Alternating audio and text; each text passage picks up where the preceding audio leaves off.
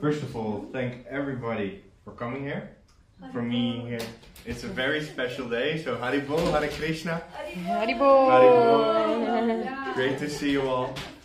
Some people here, some people on Zoom, some people maybe watching this later. I'm thankful for this moment to have your attention to talk about book distribution. So let's have a look at the little agenda. First of all, an introduction. Then we will have the goal for this workshop. Then I'll talk a little bit about why it would be a good idea to learn fundraising. Then we will go through some fundraising fundamentals. Then some practice with the people here, actually practicing the mantra. And then doing it, going out and doing some book distribution on the street with the people who are here. And with the people on Zoom or the people watching this later, I would encourage you very much to do this for yourself as well. And after some prasadam in the temple here. So, let's get into it. First of all, I'll introduce myself. My name is Nitai. I'm the son of Rati Manjari, and I'm very happy to be here today. I've been working in fundraising since 2014, and since that moment, I've enjoyed it a lot, very much. And I've actually started fundraising for charities, for NGOs, the largest part of my life. And the reason why I'm here now is that I want to share some of that knowledge, impart it with the people actually distributing the Krishna consciousness books on the street. So, a little bit of my professional history to give you an idea where these tips have come from, where this knowledge has come from, and how it can serve you best. I've started fundraising for NGOs when I was 19 years old, going into the streets, asking people to donate a monthly amount for a charity. And it used to be really hard. I used to not be very good at it when I started, but I really loved the challenge of just going up to people and asking them to show a little bit of kindness.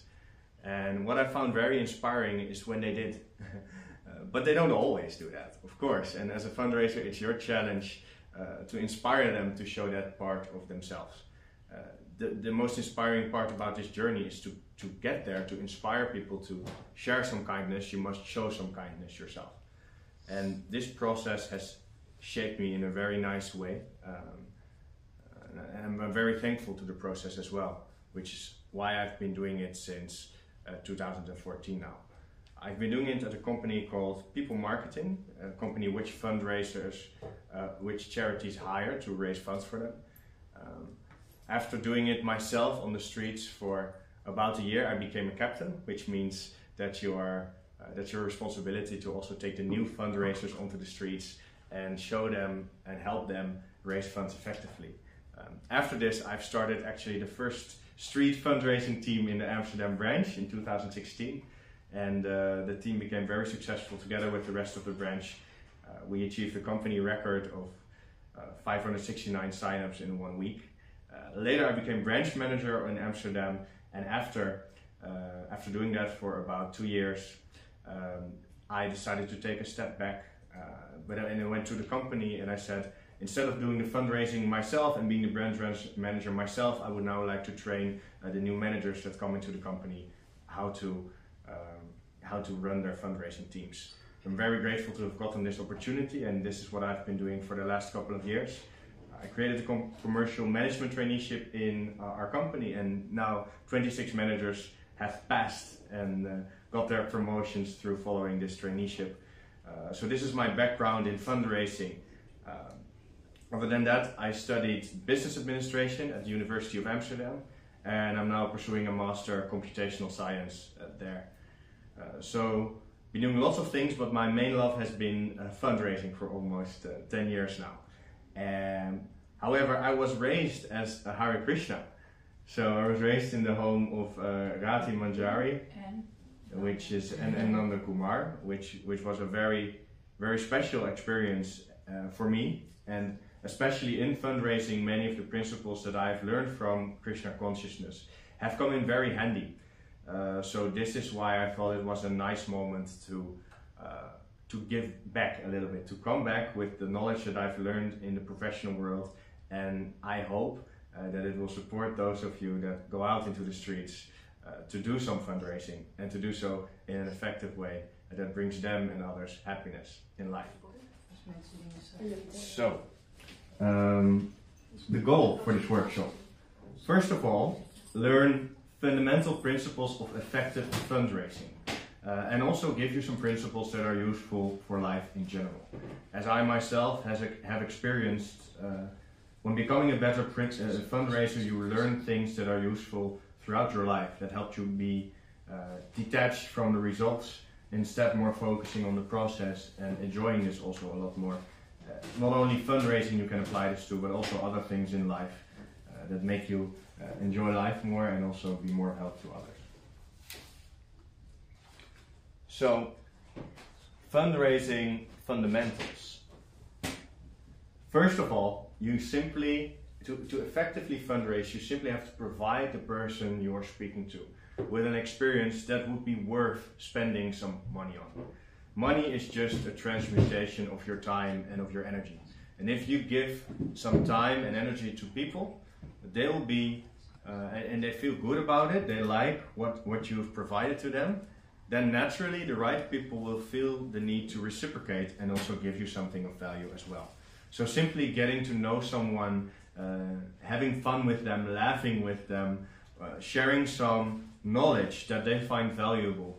If you manage to create that connection just in a couple of minutes, then they will be feeling a lot more willing to help you along your goals as well. So this is the first fundamental thing I want to share with you. If you would like to raise some funds, if you would like to receive some value, then give some value. Help people along, and they will be willing to help you as well. Second of all, one of the mindsets that I've often encountered with my fundraisers is that they think the job is to convince everybody. Well, if you think that's your job, you're going to have a hard time, because many people, they want to keep going their own way. And why not? It's their choice in life. Why shouldn't they? So, since everybody has this choice, don't focus on the people who don't want to speak with you. The mission is not to convince them and to go into a conflict with them. No, you have to listen to me. No, I don't want. No, of course not. Why spend time on that? There are many people who are interested in a nice conversation. So just spend your time talking to them. You don't have to convince everybody. You just have to find the people that are interested and offer them an opportunity that they like. How to do this, we'll talk about more in the next couple of slides. The last one I want to talk about, and it's one we go a little bit deeper into, it's the 3 pillars of fundraising. There are 3 fundamental pillars that make a good fundraising day, and we'll talk about them in more detail. First of all, there are 3 things that are completely up to your influence that actually have a big impact on the fundraising result. The first one is your rate of approaching. Simply means how many people are you speaking to. So just imagine a person speaking to 1, 2, 3, 4, 5 people, or 100, 200, 300, 400, 500. Of course, the success will be a magnitude larger. And this is also something that is very important for beginning fundraisers to get their head around, because usually when the people come and they come for their first day to try fundraising with us, they think, well, maybe I speak to 10 people, speak to 15. No. In reality, if you really want to go for it, if you want to be effective, usually you need to speak about 500 people and assume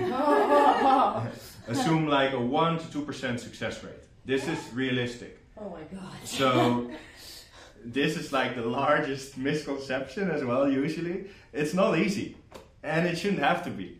For some people, yes, you will get good and you'll just walk up to one person, just immediately hit it off, and you will succeed. But mostly, that won't happen in the beginning, especially because people are busy, they're doing their own thing. You have to find the right ones. And also, you have to become comfortable in approaching and in getting rejected. Really, really comfortable. Like comfortable on such a deep level that you don't even feel it as a rejection anymore. Because if you do, and people walk up to people and you show this type of pain. Oh, you don't want to. Oh, you don't want to. What are you bringing? Like, let's go back to the first one. An experience that's worth paying money for? Oh, not really, right? If you just bring a suffering person to their doorstep, then they won't like it usually. Yeah. I get a question from the room. Yes. Does it mean that you have 1 or 2 minutes to speak to somebody? Yeah. Can you repeat what you're saying? Yes. So the question we got, does that mean you have 1 to 2 minutes to speak to people? And the answer is yes. Usually though, people just immediately say, I have no interest, and you move on. So most conversations will take about 5 seconds. Some of them 1 to 2 minutes, and then some people you will notice they are interested, they really want to learn more. You can talk to them for 15, 20, 30 minutes. But I would recommend spending about 1 to 2 minutes on each conversation. Wow. You can do more, but it really depends on how the interaction is. Usually, if people want it, they want it within a couple of minutes. So the second is mindset. The way you approach a situation, how you think about the situation, will act like a self-fulfilling prophecy, usually, when doing fundraising. If you believe in your chances of success, you will also maximize them. You will show a positive attitude. You will make other people enthusiastic as you are. But if you don't believe in your chances of success, you will show it. People will feel it. And people will think, well, if you don't believe in what you're showing us here, then why would I believe it? And it's a good point. They'll never tell you directly, but they just will not go along with it. So the third one is your pitch, as we would say, or as in book distribution you would say your mantra. What are you actually saying, and how are you delivering it? This also, of course, matters a lot. If you give people the feeling that you really know what you're doing, and also you really have something of value to provide, you've practiced, they have a question, you can answer it really well, people will notice, people will appreciate, and it will have a good effect. So these are the 3 pillars of fundraising, and we will go into a little bit more detail on the next slides. First of all, I have a little video to show you.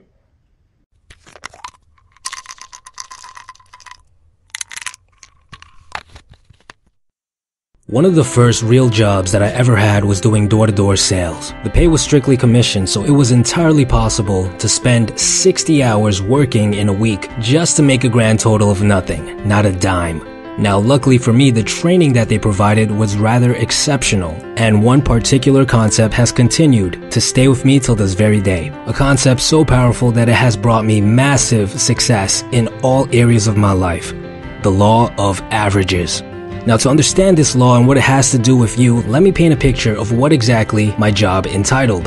I sold telecommunication services. Think TV, internet, and home phone. I would spend the majority of my day knocking on doors looking for potential buyers. There were 3 categories of people that I would meet throughout the day. The first was the most common. They were the hard-nosed customers. They loved their current provider. They had no issues with them, and they did not want to hear your pitch. They were the same ones to chase you off their porch with their surprisingly large collection of pit bulls. True story, by the way. Now, only the best of the best salesmen could get them to buy. And even then, the rate of success would be extremely low. These guys made up about 80% of all consumers. Next up were the medium difficulty consumer. They were much less common than the hard consumers, and they made up about 10% of the consumer base. They were indifferent about their provider. They didn't love them. At the same time, they didn't really hate them either. There would always be 1 or 2 things that they wish could be improved upon, but for the most part, they weren't really looking to buy. However, they were willing to listen. The best of salesmen could close a decent amount of these guys, while the moderately good salesman could also grab a couple. But if you were new to the game, you'd have a pretty hard time making the sale. And finally, there were the easy consumers. They were extremely rare, but they were straight out buyers. They were already having issues with their providers and were considering on changing but never really got around to it. If you as a salesperson were to find these people, no matter how bad of a salesperson you were, you basically had a sale. All you had to do was not screw up the paperwork, and the chances of finding these was about 1 in 100. Now, the law of averages states that the likelihood of certain events evens out if the frequency is increased, which meant that if I spent an entire day bumping into only hard-nosed consumers, I was not to get discouraged. Because if I kept on knocking, I would eventually bump into an easy consumer. And this was very often not the case. There's even one particular day which I remember extremely vividly. I had just finished training and I was finally out on the field on my own. I was in this humongous apartment complex with about 15 floors and over 300 doors. I spent 10 hours that day knocking on doors, getting yelled at left and right. In my head, I was thinking, law of averages my ass. It's all about the territory and the price of the product and the weather outside. You know what? I'm gonna prove them wrong. I'm gonna finish knocking on all the doors and I'm gonna show them that the law of averages is a hoax. And when I got to the very bottom of this 15-floor complex, the last 3 doors, guess what? Were all easy customers back to back. They were practically begging to be switched over. I remember going home that day baffled by the power of the law of averages. And over the years working there, it only became more and more ingrained into my mindset. Now, what does the law of averages have to do with you? You don't do sales. Well, no matter what your goal is, you're gonna bump into a large majority of hard rejections. A couple of indifferent rejections, ones that if you're skilled enough, you can win over. And once in a blue moon, you're gonna bump into some opportunities that are literally just waiting for you to show up at their doorsteps. Whether it be in regards to your dating life, getting a job, or even getting recognition for your creative work, the large majority of people are going to reject you. What you have to keep in mind is, the more times you take action, the more times you get rejected, the closer you are to finding those who are excited to actually work with you. So if you want a girlfriend, you gotta go out there and approach more women. If you want to get a decent job, all you have to do is apply to more places. And if you want to get recognized for whatever creative expression that you tinker in, all you gotta do is keep on creating. Now don't worry if you bump into a wall of rejections early on, because that's how the game works. You're supposed to get rejected. Life is all a numbers game, and the odds are never going to be in your favor. But if you keep playing, you're going to win. And that, my friend, is the law of averages.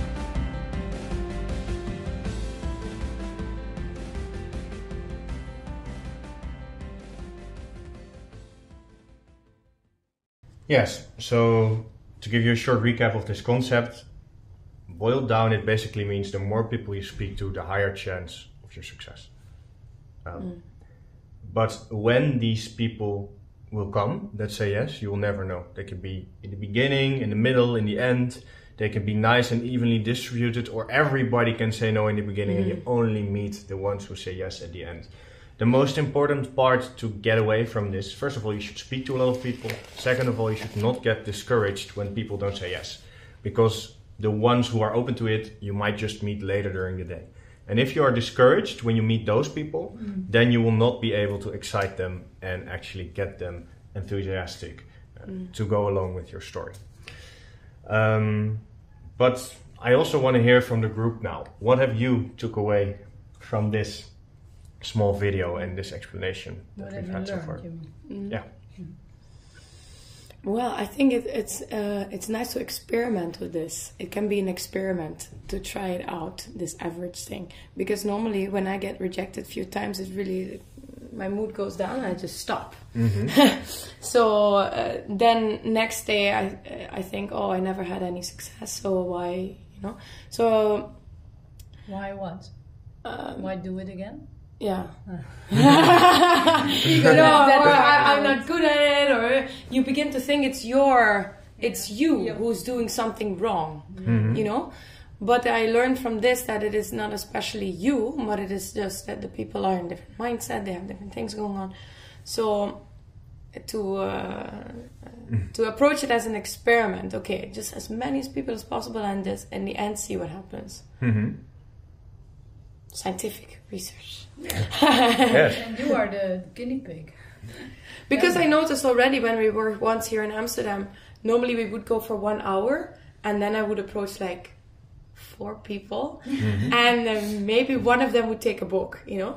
But when we were for 3 hours, then I approached more people and yeah, it worked like this. So yeah, I would be interested what would happen if we would do it a whole day. Then... And keep going, not just and just to keep going, suffer, but keep going your approach. And it is so good for your ego, also. I think it is. It's letting go of lots of ego, lots of false ego as well.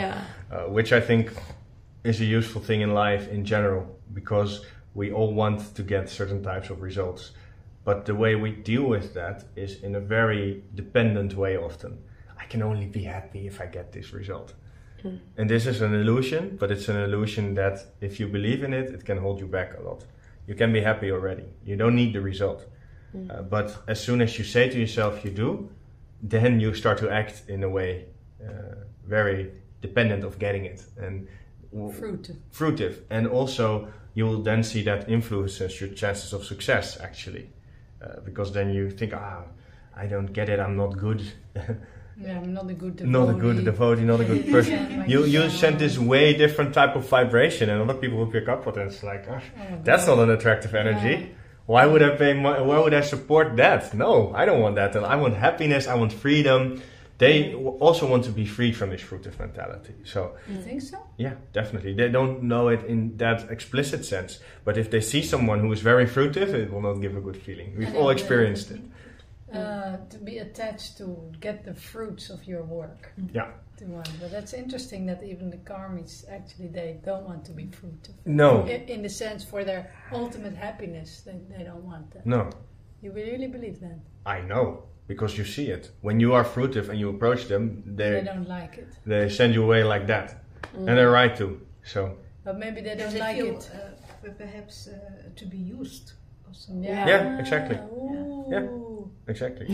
Oh, that's a good one. And that's the experience that they already have in this world. Yeah, it is, and they don't like it. Want more of it. Yeah. No. So to get back to the topic, talk to lots of people and make that the focus instead of who rejects you, who accepts you. Don't make that the focus, because as you've seen, you never know when you meet the people who are gonna be happy about meeting you.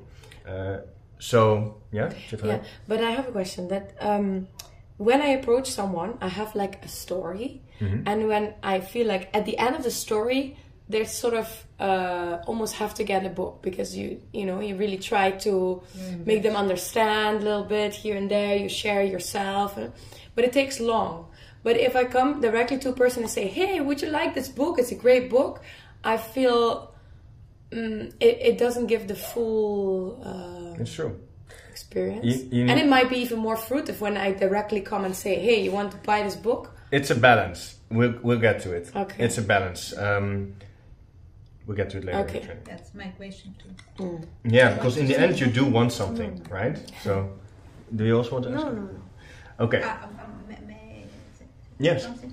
It's what I've learned from this video is that play. I didn't see it this way, so I am too serious to do it. So and the thought that the game is that gives some space to do it. Yeah, some mental relaxation, right? Just go for it. Don't be so attached to the result. Just play. Don't concentrate on Very the nice. result. It's a game. Yeah, exactly. So now we will integrate this with the next part, which is mindset. We're already talking about it a little bit.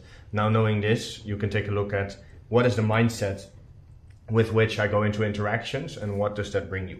Well, in the end, of course, we are there for a reason and we do want the result. So how do we balance that? How do we balance, first of all, letting go of the result, but still getting the best result possible?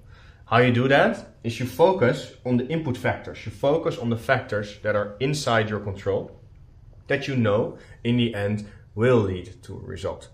So in that sense, it's less dependent on the person, individual person saying no or yes, but you're doing things for their sake, which is also a concept I learned from Krishna consciousness, just doing your duty, just giving it your best and then surrendering the results. So I've made this small image to showcase this a little bit. There are certain factors that are in your circle of influence, meaning you have direct control over them. You can decide now if you change them or not. These three factors are the three pillars of fundraising. It's your rate of approaching, or the law of averages. It's your pitch, or your mantra, or your story, what you're saying. And it's the mindset you have. You take direct control over these three factors and then you will get the best result possible in a situation. What mostly happens is that the focus of people is only on the result.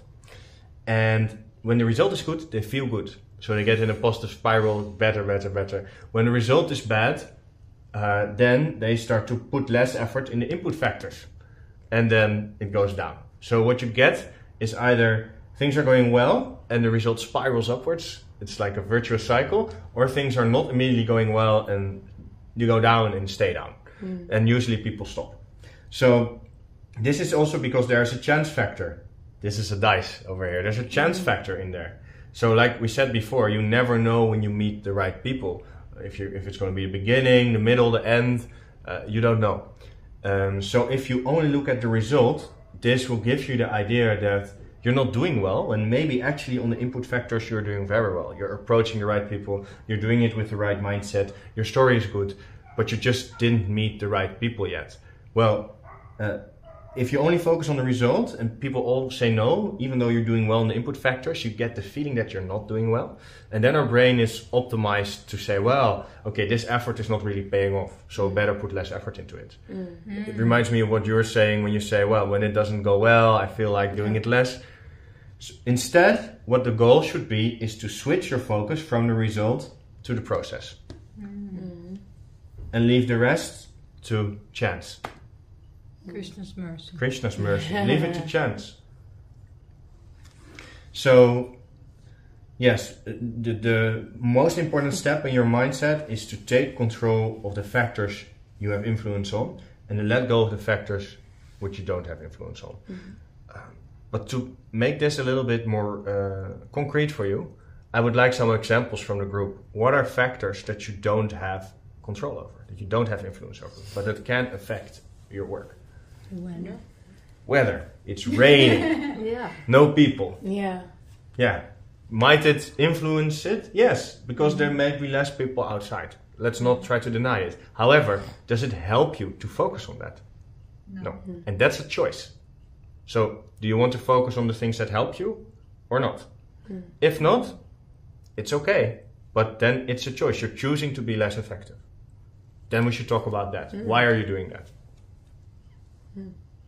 So, another factor that's outside of our influence. The mood of others. The mood of others. I've had it happen, yeah. I've been to I was walking for a charity that was against childhood marriage, trying to help girls that got married at a very young age, were abused by their husbands and then saved and helped out by this charity, given a new home, stuff like that. So I was talking to this woman and I asked, do you have kids? And she started crying immediately because she had just had a miscarriage. So this is a really sad thing for her, and actually she got really angry at me as well. But how could I have ever known this, right? I feel for her. I said, I'm very sorry that I made you relive this painful experience. I hope it will be all right. But there's nothing I could say that would make it right. It's also outside of my control. I just did my best and respectfully said, I'm sorry, I wish you the best, goodbye. And so yes, the mood of people and their personal circumstances. Like you can get that in many flavors. This is a bit of an extreme example, but people might just not have time. There might be another reason. There might be a million reasons why it's not the right day to approach them. However, I also want to turn this around a little bit. When are you the most grateful for being cheered up? If someone were to walk up to you and cheer you up, when would that be the most valuable to you? When you're sad. When you're sad. Yeah. So when people are sad, it's not always, you shouldn't think, oh, I should not go to them. No, go. Maybe you can cheer them up. Give them especially a valuable experience of being happy again. And then they're like, yeah, sure. If you make me happy, this book inspires you to do that. Why shouldn't I read it? Yeah. I had a story of one woman. She took a book with her to the funeral. And so she had not enough books with her because a lot of people wanted to have this book because during the funeral they thought I'm going to die, so that sometimes it's yeah, when exactly. you said you're more open for Yeah. Yeah. It's a good example, I think, because there are moments when people are looking for a different type of answer. They are looking for hope, a different perspective. That is a moment where you can find them, and it can actually help. So try to let go of your preconceived notions. When would people like to want this and when not? You don't know. So the only way to find out, go up to them and find out. So we're moving on. More elements of mindset. We can subdivide your mindset into 3 main pillars. You have focus, language, and physiology. Focus, we're already talking a little bit about, being process-oriented instead of result-oriented. But we will go a little bit more into it and explain to you why having the right focus is important. First of all, let's define focus. Focus is what you think about, what you look at, the thing that your attention is placed on. This is also an active choice. And those of you doing meditation, doing chanting, you focus yourself on Krishna. It's an active choice to put your focus somewhere where it leads to something good. So you're already more proficient, if you're practicing, at putting your focus in a certain place than many people. People who just live their life, they never actively place their attention at anything, they just place it at the thing that's bothering them the most. They will have a harder time doing this. You have the power to control your focus. Why is this so important? Well, we live in a very, very complex world, and our brain has limited processing capacity to deal with it. The biggest computer in the world can still not comprehend everything that's going on, even in a cup of water. If you do a simulation of fluid dynamics, the computer, even the biggest supercomputer, it almost crashes if you do it to the level of detail that is actually there in reality. What does this mean? Well, if even the biggest supercomputer can't comprehend a cup of water, then our little brains cannot comprehend a whole lot of what's going on around in our life. So how does our brain deal with this challenge? Very large complexity.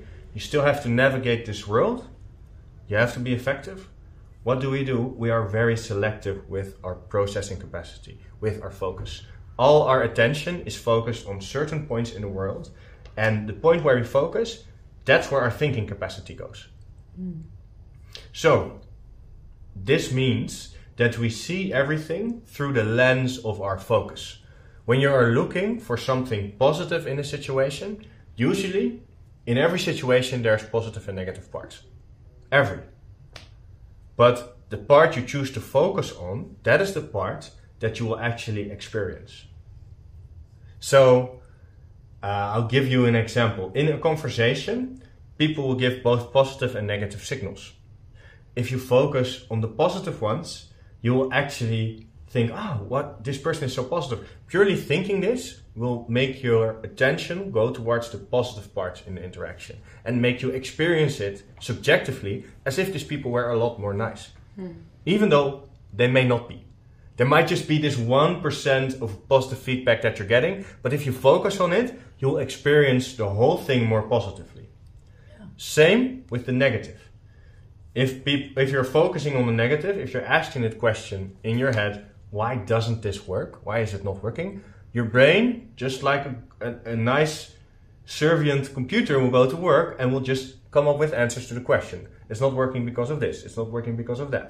Because you're the one in charge of the question. And the question you asked, why isn't it working? It's a negative question. Yeah. So your brain will come up with negative answers. Yeah. So will these answers inspire you to keep working, you think? No. No, they will not. So if you know this, and you know that every situation has both positive and negative sides, you just feel the part that you're focusing on, then why not focus on the part that will help you be effective in your task? Which is positivity and also the process, instead of the negative parts, the parts that would make you put less effort into the process. So also this goes on, right, in a social interaction. But I'll recap a little bit. Out of the millions of bits of information that's coming in, your brain can only process about 2,000 at a time. Choose the bits that help you most by steering your attention to things that give you energy, that give you belief in what you're doing.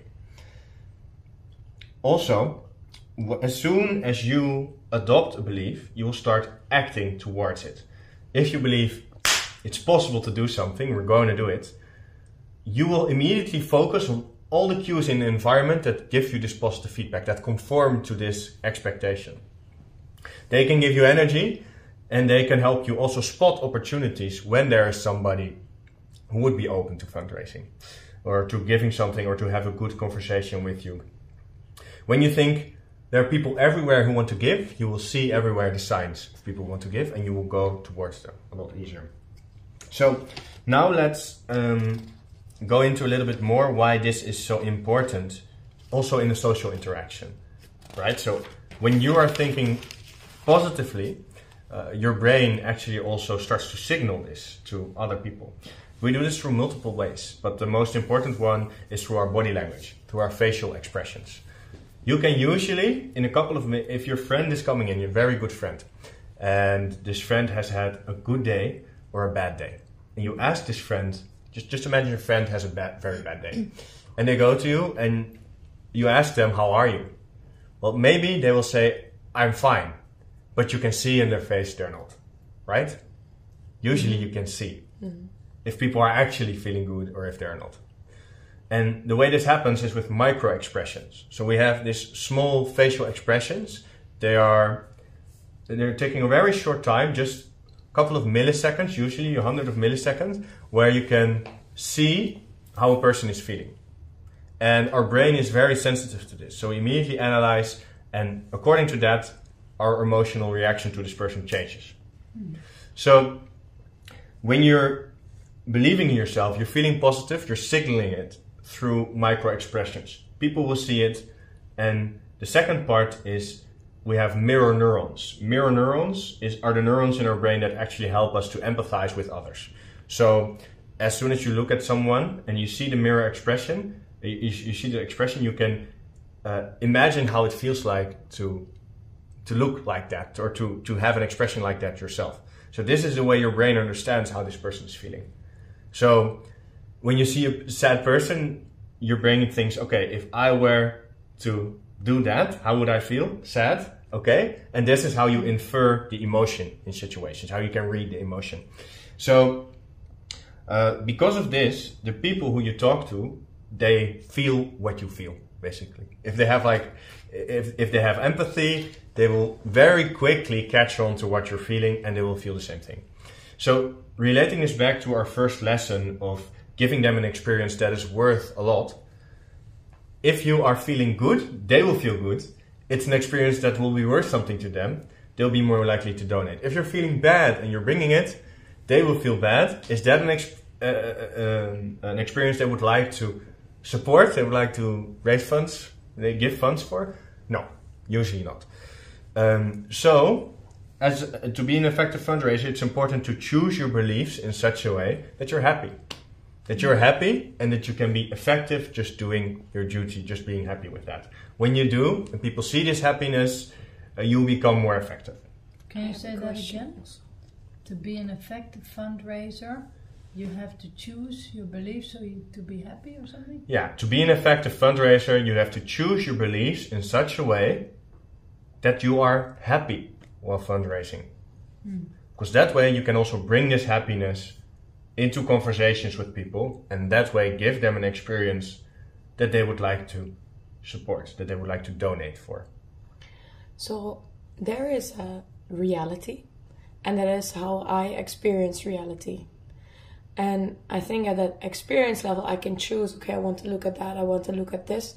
But if we zoom out, we always have a sense of how it actually is. So when I'm actually feeling, oh, it's raining and there's no people here, and I approach so many people and no one is responding, I can of course still find positive things in that, but it feels also like I'm a little bit lying to myself. I'm wanting to see that, but actually it is this. Well, that just means that you have to know what you're signing up for before you're doing it. As soon as you know that you're going out there, you have to make the choice beforehand. Do I want to go in spite of challenge? When it's raining, when it's difficult, when nobody's saying yes, do I still want to be there? If you answer this question with a yes, then you're ready. Then you're ready to go. If you don't, then you should sit down with yourself first. Think, why do I want this?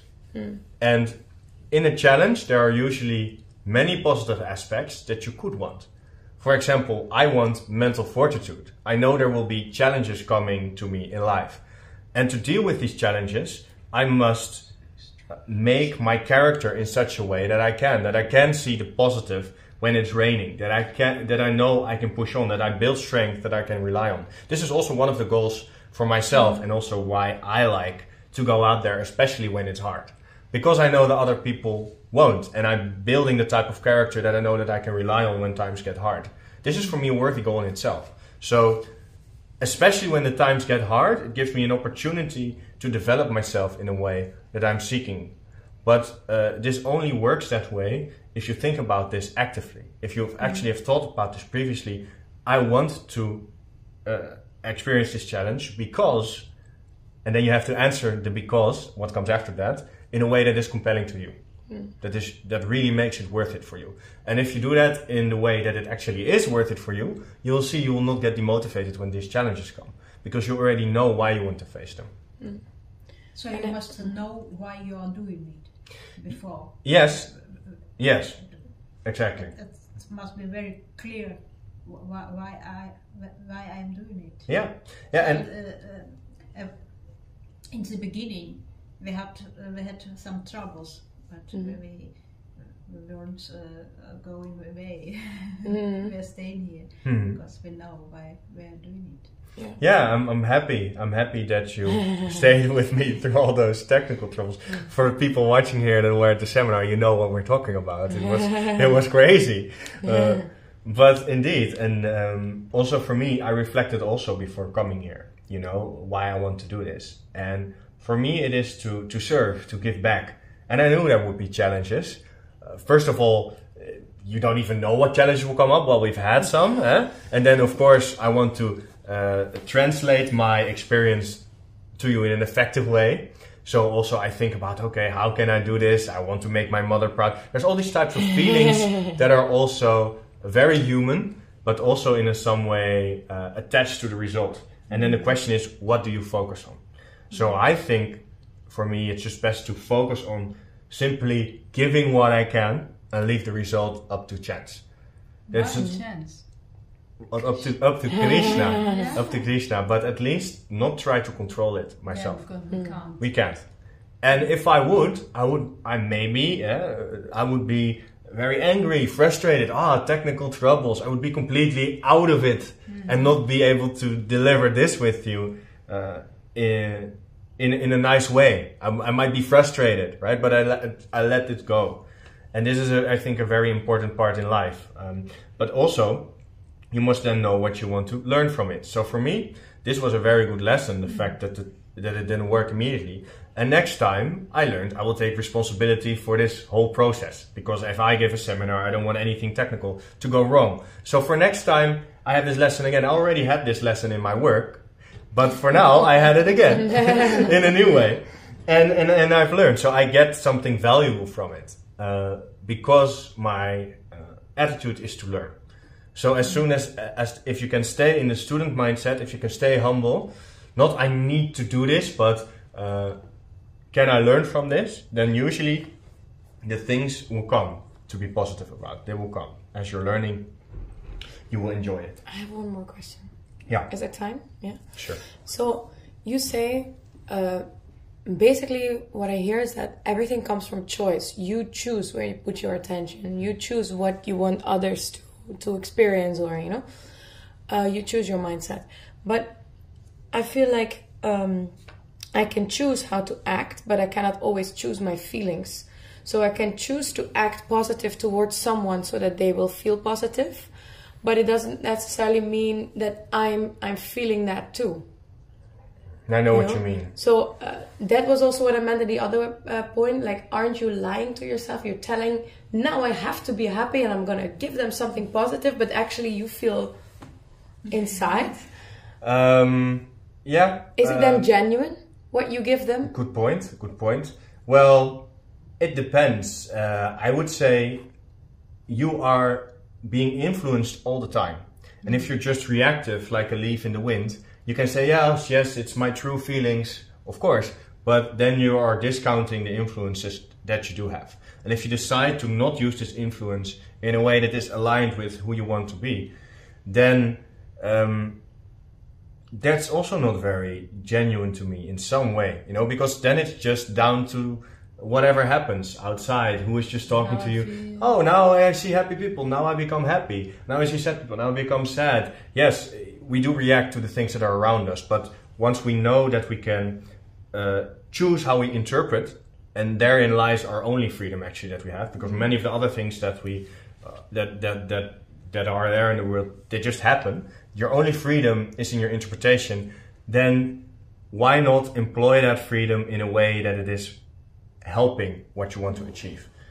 So, and then maybe sometimes also can go to a different level, like you said. You know already this will be difficult. People, the weather can be this, people can be that. The books are heavy. The time is short. Blah blah blah. But why would I want to do it anyway? And exactly. Then, like you started, you want to help Srila Prabhupada, you want to spread the mercy. Those are like deep motivations, deep intentions. So sometimes when we get stuck on one level because there's too many things working against it, then we can like sink to the fundamental, our deeper level. I would say deeper. Yeah. Why do I want to do it anyway? Yeah, my experience is that sometimes I don't feel myself good enough, but I see the people, they're happy and they want to do it, and so I feel better. So it's also about how you feel about yourself. That's your point. Yes, that sometimes if you see the people, another devotees, and they feel good to do it. To do what? To approach the people and to give the books. So but in het Nederlands, als ik zie dat toegewijden er wel zin in hebben en ze gaan wel op straat, dan neem ik hun stemming over, of in elk geval een deel daarvan. Supportive, Dus ik laat me als het ware beïnvloeden door mensen die wel goede invloed op mij hebben. And so to recap this a little bit, to bring it back, is it genuine to decide your own influence in this world? Yes, I think it is. So you have always people reacting to others, you react to others, you have to decide what you want to bring into this world. And I think from Krishna consciousness you have a very clear philosophy actually what you do want to bring. And you know, am I acting in accordance with that or am I not? Mm-hmm. So then you have to decide, do I choose my interpretations in such a way that supports that can help that can go above my conditioning, above my frail nature as a human, to actually bring something different? Or do I simply choose to be influenced, which is also a choice and it's fine. And in real life, it goes both ways. You are influenced, you influence. But I think giving some direction to that, to the influence through choosing your interpretations, it's not a bad thing at all. I think it's a very good thing because it's more genuine, I think, than just rolling with the punches and just being sad because you're rained upon. That's not like, what's the higher purpose in that? What's the long-term vision in that? There isn't. So and also, if you want to align with your spiritual nature, which is always happy, exactly. At least we can kind of try to maybe artificially lean into that. Okay, well then, what makes me happy then? Even if it's just little things. Yeah. Because then you become, at least through different ways, you can come closer to your eternal nature. Exactly. So we have to go on in terms of time. So the second part in mindset, it's a story about fixed versus growth mindset. So once there was an elephant. Was it fixed? Fixed versus growth. Fixed mindset? I'll explain it later. Okay. According to the story. So one day there was an elephant, a very small elephant in a circus, and they chained him to a little pole. At first the elephant wanted to be free, and he tried and tried to get away. He couldn't, however. The pole was stuck in the ground and he was not strong enough to pull it out. So, after a while, the elephant accepted it makes no use to pull because I will always be stuck. I've tried many times, I can't get out. And then the elephant, throughout the years, he started eating and he started growing. He grew into a large elephant. But never again did he try to pull away the little pole. He always believed he was stuck. Because he had tried before and he couldn't pull it out. So my question for you is, what is the mistake that the elephant made? He believed that he didn't do that. He can't do that. Mm-hmm. He didn't believe it. Mm-hmm. Yeah. Yeah. He didn't consider that in time he changed. Exactly. And he grew, then he became stronger. Exactly. The elephant did not understand that he grew over time and that this changed how he could handle his circumstances. Because the big elephant can pull out the pole, the little pole, in a second. Mm-hmm. But he believed he couldn't. So in this way, what you believe about yourself can become reality. When you don't take account of the fact that you can grow and that you can give that direction. So they also did a study in one of the worst performing high schools in the United States, and they tried to find out why were they performing so badly. And then they gave them lessons about fixed and growth mindset. And after a year of teachers actively going there, steering the students to a growth mindset, they actually had one of the best results in math in the whole country. So there are cases where simply the way how you think about your own potential, about the fact that you can grow, or maybe the fact that you don't think that you can grow, it can have a massive impact in your results. So this is the main thing I want you to take away. Do you think that your qualities are fixed or that you can grow? And you will learn this when you listen to your thoughts. Just listen very well. In what terms are you speaking? I am like this, or I am becoming. It's a big difference. As soon as you state things as fixed, this is just like that, I am this, I can do that. It's a limited view of your potential. And because you think like the elephant, you will not pull the pole and you will not become free and really make your potential come true.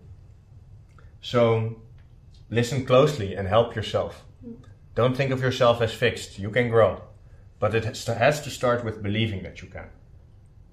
Keep on trying. Keep on trying. If the elephant just continue trying, then after 6 months maybe even, or 1 year, he could pull. Yeah. But he stopped trying. He tried when he could not do, and then he stopped trying. He had a mindset, now I cannot make it, but he didn't continue to try. The same with book distribution actually. You have to keep trying. Then finally, exactly. So that brings us into the next part of mindset, language. A good mental model to think about the human brain is as a search engine. Your brain gives answers to the questions you ask to it. We touched upon this a little bit before. And what we said is, if you think, why isn't it working? Your brain will come up with potential ways why it might not be working, why you might not be successful. So if you're out in the street, you're fundraising, you're thinking, why doesn't it work? All different types of reasons will come up. But if you think, why could it work? A whole different set of reasons will come up. Both can be true or can be false. It depends. Our brain does not have the processing capacity to actually figure that out.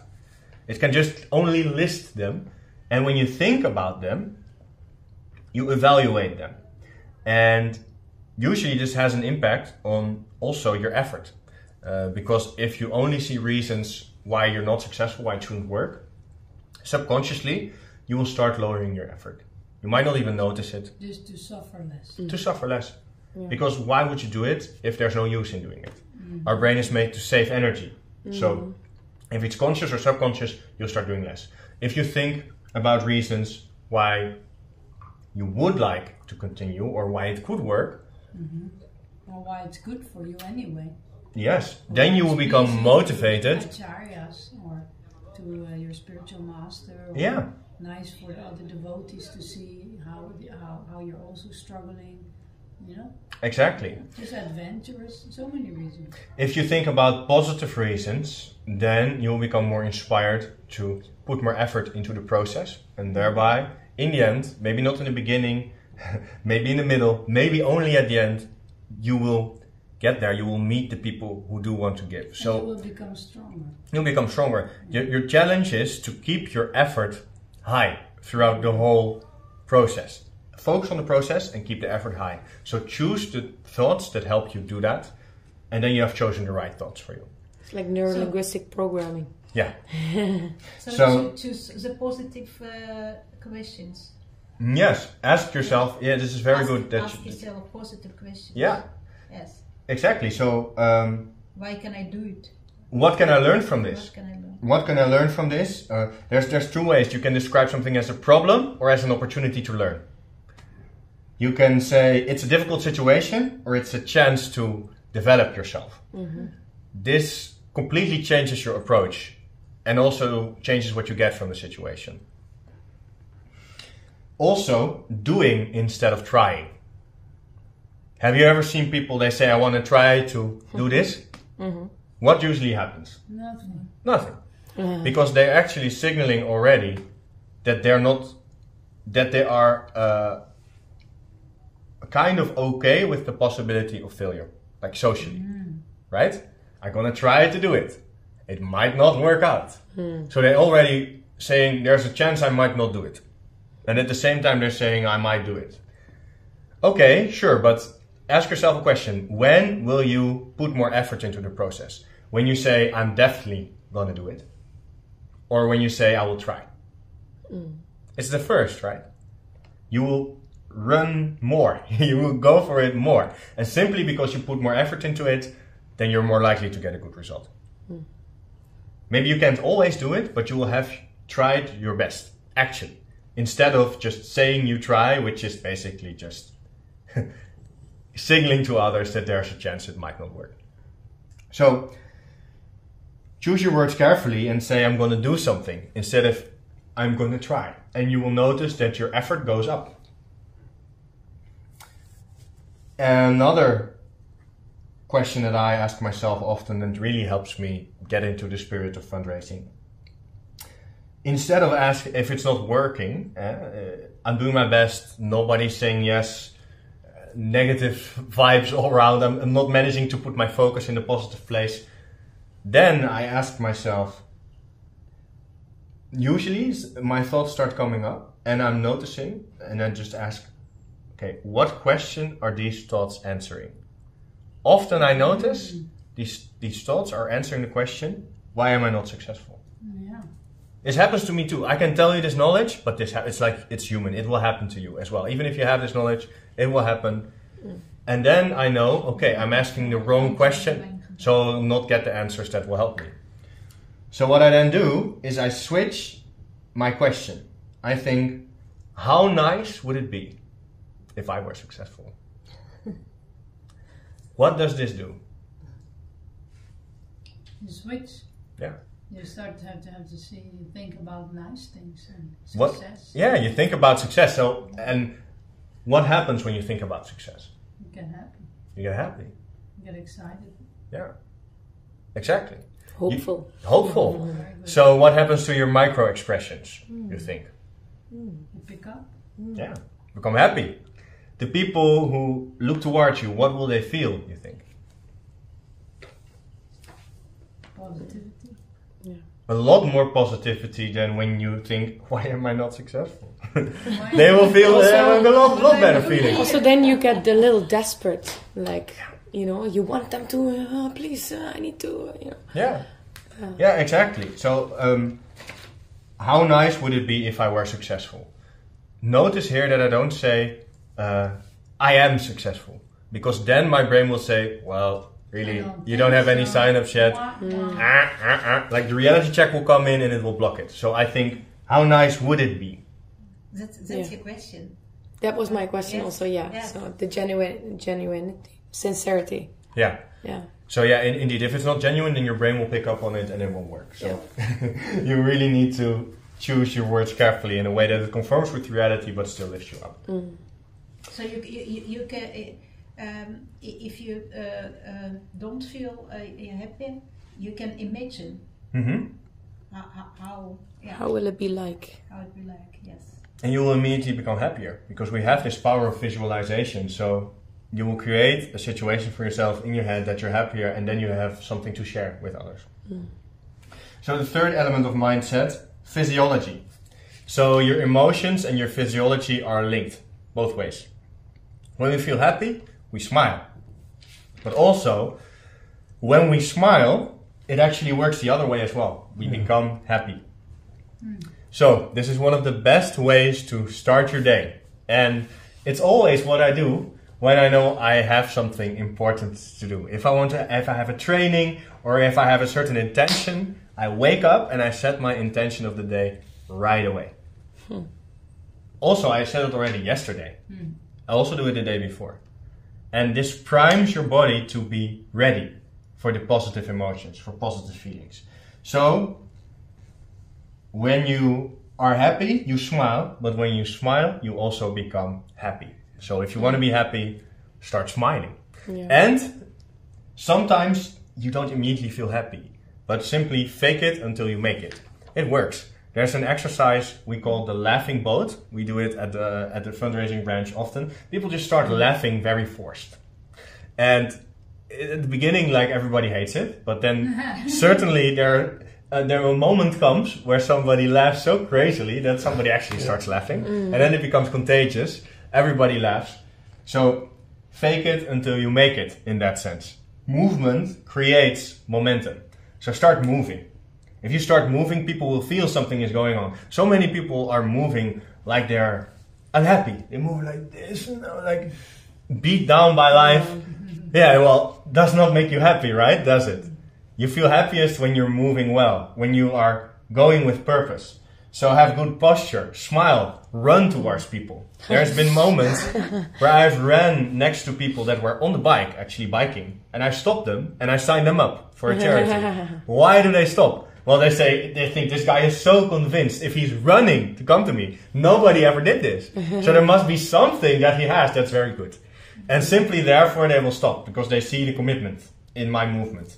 And then it will, through mirror neurons, through everything we have talked about, this feeling will transfer and they will feel inspired to commit as well. You can try that today. You can Definitely. run and exercise at the same time. Start Sometimes running. if you cross over the street, people, they see you and they ze blijven staan.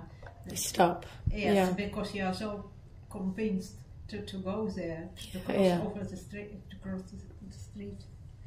Yeah. Exactly. We are the Hare Krishna movement, so we should move. Exactly.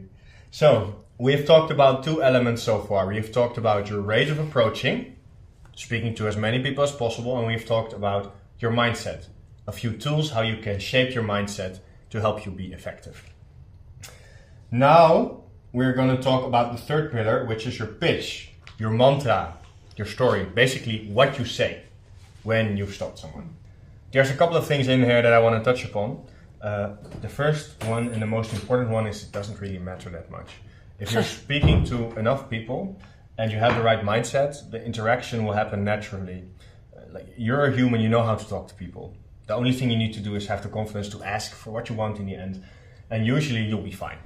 But there are ways to do it better. So we'll talk about those today as well. There are a couple of things that every pitch has. That's really good. First of all, there's some structure to it. So there's some way of going from A to B, because at a certain moment, people will wonder, what is it you want? And if you have a clear answer, they can appreciate that. Second of all, there's some interaction. So it's not just a one-way street. You're talking with people, they're talking back. You're actually getting to know them a little bit. Third, when there is an objection, you can deal with it. If there's a reason they don't want it, they might really just not understand what you're offering very well. In that sense, you must translate it in terms so that they understand. They also might just be afraid of saying no and not actually want it. In that sense, you should recognize it and you should let go. But sometimes people only throw up objections to see if you are really convinced what you're offering. So don't be afraid to actually go into it and go with conviction, because when you do, they will appreciate it. As we talked about before, they feel what you feel, mirror neurons. When they feel this certainty on your side, often the objection evaporates and it goes away. Why? Well, let's think about it for a second. People have stopped to talk with you. They have many choices what to do with their time. They could have walked on. If you're already stopping and talking to them, they are giving you answers, they're investing in the conversation. It's for a couple of reasons. First, they like the conversation enough to be in it. And second, they might actually want what you're offering. Otherwise, they might actually want what you're offering. Otherwise, they would not be open to it at all. They would have already said no interest and moved on. So let's talk a little bit about the interaction part. Make the conversation two-sided. Talk 1 or 2 sentences, then ask a question. This is a general thing you should remember in the pitch. What question to ask? Feel it out in the conversation. I could give you lots of standard questions. Sometimes I do that, sometimes I don't. Most important, just make it work in a conversation. Just ask them something to get some type of idea with how they're feeling about it. Whatever it is you're saying. Also, yeah, I'll give you an example in a while. Also, respond to their answer. When people have said something, don't just continue the pitch. Say something about what they said. That makes it a conversation. So you talk 1 or 2 sentences, you ask a question, they say something, and then you respond. So I'll make this concrete with an example from fundraising, and then later actually we're going to apply it to an example from book distribution. So what I would often do is I would go up to people and I would say, I'm working here to help young girls get away from bad childhood marriages. You've heard about a childhood marriage, right? Everybody says yes, of course. So, okay, great. Do you also think we should help the girls that are in this situation? Usually they say yes. And then I say, well, that's very nice. Is that because you've had kids or you've had a good childhood yourself, or why is that? Then they give some type of answer to that. Yeah, yes, I have kids as well. And then I say, well, yeah, the least we can do is give those girls the same chances as our kids here, right? People say yes. And then you say, well, I'm very happy you think that way. We found lots more people like you and we're going to help today. We're going to help these girls. We're going to make sure we put them into a safe house. We give them medical help, give them schooling, give them everything they need. Basically the same chances as your kids have had. Now, that's great, isn't it? And then they say yes. And then you say, well, Gary, great, we can do it. So, and then you go on and then you close. So what I've done here, maybe you've seen it. What do you mean? You go for the close. So you say, well, that's why we're here, to collect donations of the people who want to help. Shall I show you how it works? And then boom, you grab out your tablet, you start filling in the form. So I now did it a little bit only from my side, but have you noticed I've asked a lot of questions in there? And these questions, if they answer yes to it, then, well, the person who says, yes, I think the problem is bad. Yes, I think the solution is good. Is he more likely to help or not? Yes. They are. 3 times yes. 3 times yes. Yes. So that's what you do. You ask questions in between to see, do people actually agree with you? If not, no problem, but they might just want to move on. So when they say no, say okay, and you let them go. Or you can ask, okay, why? And you can have a conversation about it. But the people who say no 2 times, makes no sense asking them to help. Just go on. Yeah. Go to the next person. So you talk 1 or 2 sentences, then you ask a question, then you respond to their answer, and then you repeat. So we will move this, we will try an example from fundraising, from book distribution actually later, with a few of the people here who actually have done it. So that will be great. But first of all, I'll talk a little bit more about the overall structure of your pitch. The first part is getting their attention. The second part if they've seen you, you have their attention, is to get their interest. Then what you do is you actually build the desire for what you're offering. So the book, in this case. And then the last thing you do is you get them to take action. You go for the close. You ask them to take a book. So attention, interest, desire, action. AIDA. Yeah. It's a sales model that's been in use since 1927 and one of the most successful sales models since that moment. So we'll go into each phase in turn, and I've kept it very simple because that's the way it's most useful. Interface. The first is the attention. What you do is you smile and you walk straight up to people. Walking up to people from the side or with weak intention, it doesn't work. Go all in, walk straight up to people. Otherwise, you're making the bar too low to just brush you off. You're not even convinced as well either, right? If something that you're offering really was more important than what they're doing, why wouldn't you walk straight up to them? So it's this subconscious thing that people all know. And this is why they brush off people who come at them from the side a little bit, like, hey. No. That's what I'm doing. Exactly. So you smile, you walk up to them, and you get their attention. And how you do it is you say something about them. It really does not matter what it is, but what they must think is, oh, that's me. So I've often stopped people on the street to say, hey sir, you with the grey jacket. They have a grey jacket. They feel, okay, it's me. What does he have to say? And often they already know, like, okay, he's a salesman, okay, go away. But still, they feel like you talk to them. This is really important. Yeah. So, and you can also follow it up with a question to get them talking, to see if they would like to talk, actually. So, you sir, with the jacket, you look so happy. What's your secret? Sometimes they start talking immediately. Sometimes they don't. Depends. Doesn't matter. You've given them the opportunity to talk to you. You made it easy for them.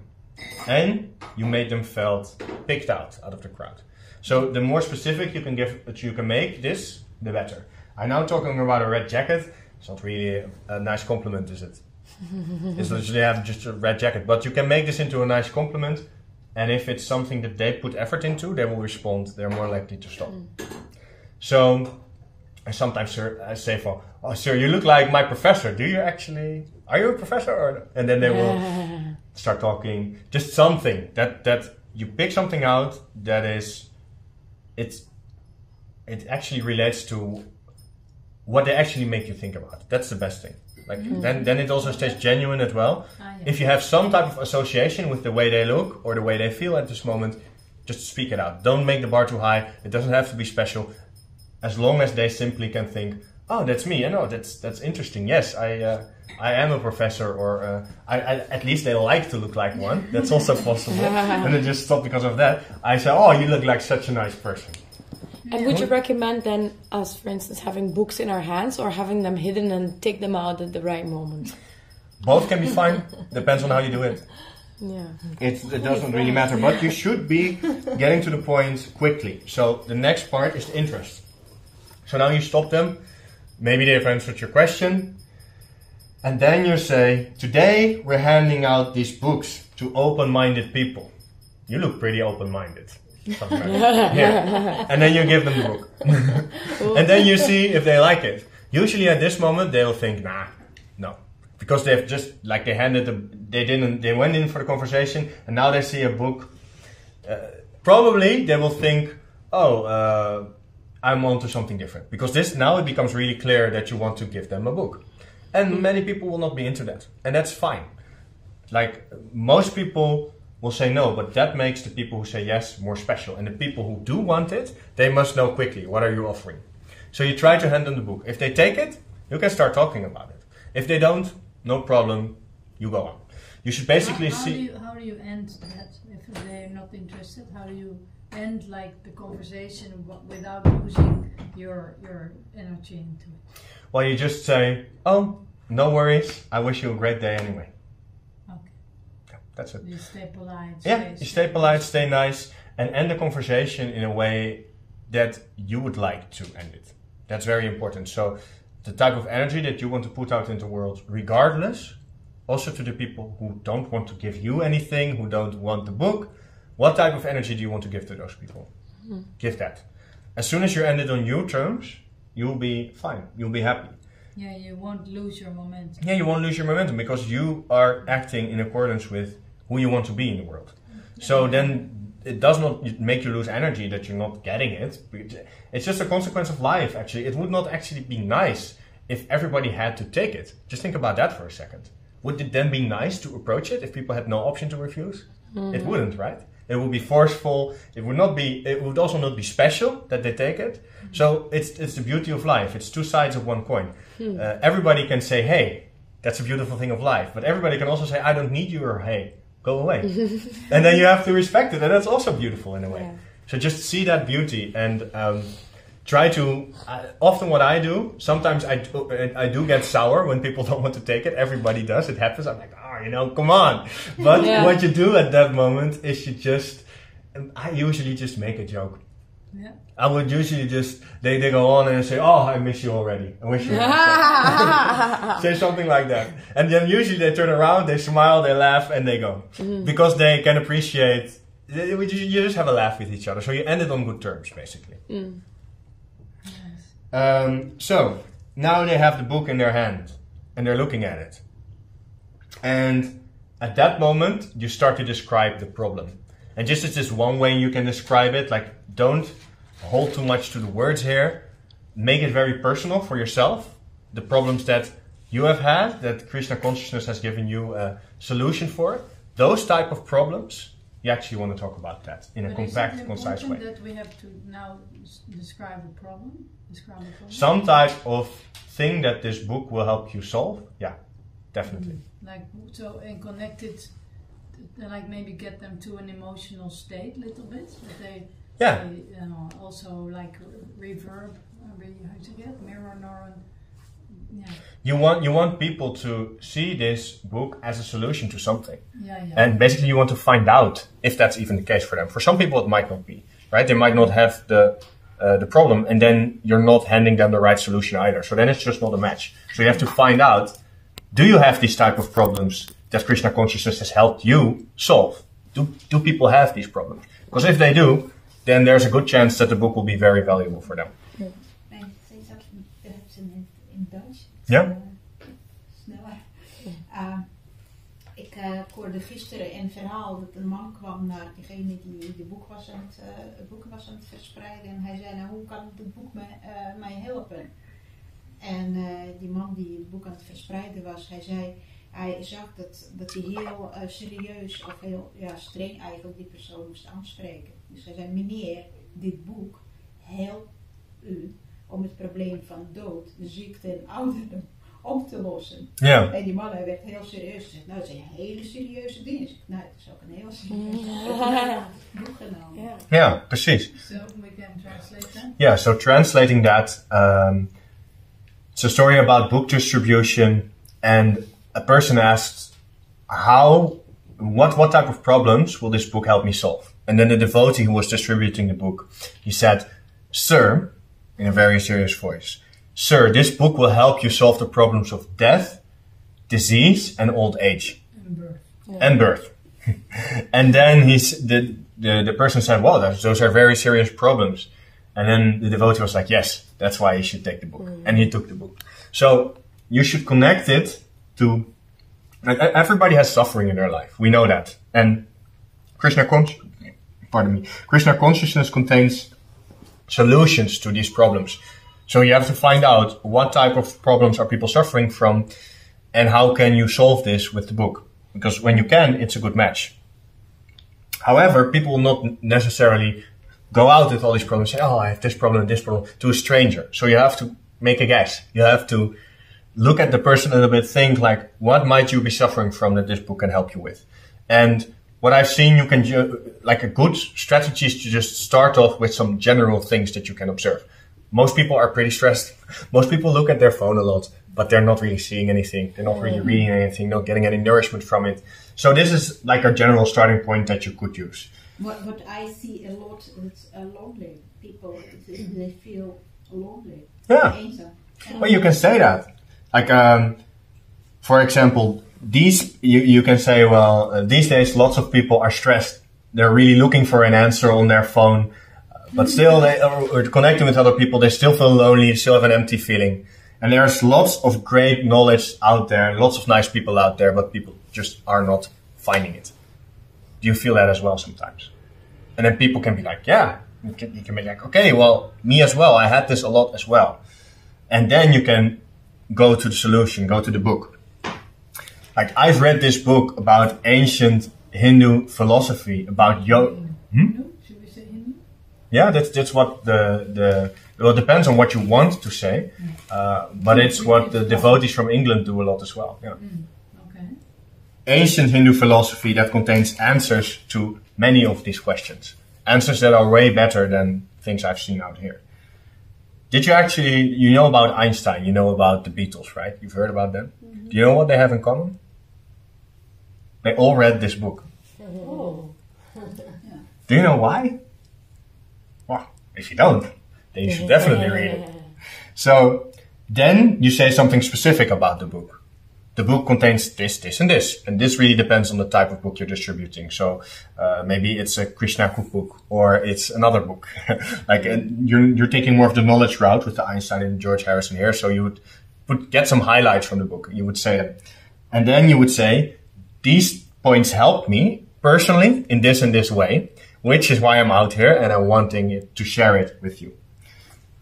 Then you go for the close. I think you will like it. Take the book. What do you have to lose? You give it to them, and then they will say either yes, no, or they will raise an objection, or they will ask for further clarification regarding the payment. They will say, oh, can I just take it? Or something like that. Well, if they say something like that, then you can say, we take voluntary donations to cover the printing costs. Most people give 10, 15, 20 euros, but you can give what feels right for you, as long as it comes from a good heart. So, yeah. What would you like to give today? And then you ask them, and then you take the payment. And then you've distributed another of Srila Prabhupada's books. Haribol. So, this is just a general approach, how you can do it. The words, don't think about them too much, but have the little bit of a structure in place, and most importantly, go out there with confidence. Really tell them why you think it's a good idea for them to take the book, and then expect that they do. If they don't, leave it. It's okay. However, what happens if they raise an objection? We'll talk about that a while as well. Like really short, condensed steps, how you can handle objections. First of all, listen and show understanding. If you don't listen to their objection, whatever you say after, people will not listen to what you're saying. It's just a reciprocal thing. How can you understand them if you don't listen to them? So, if they give an objection, really listen to it. Sometimes the objection is, I don't have cash.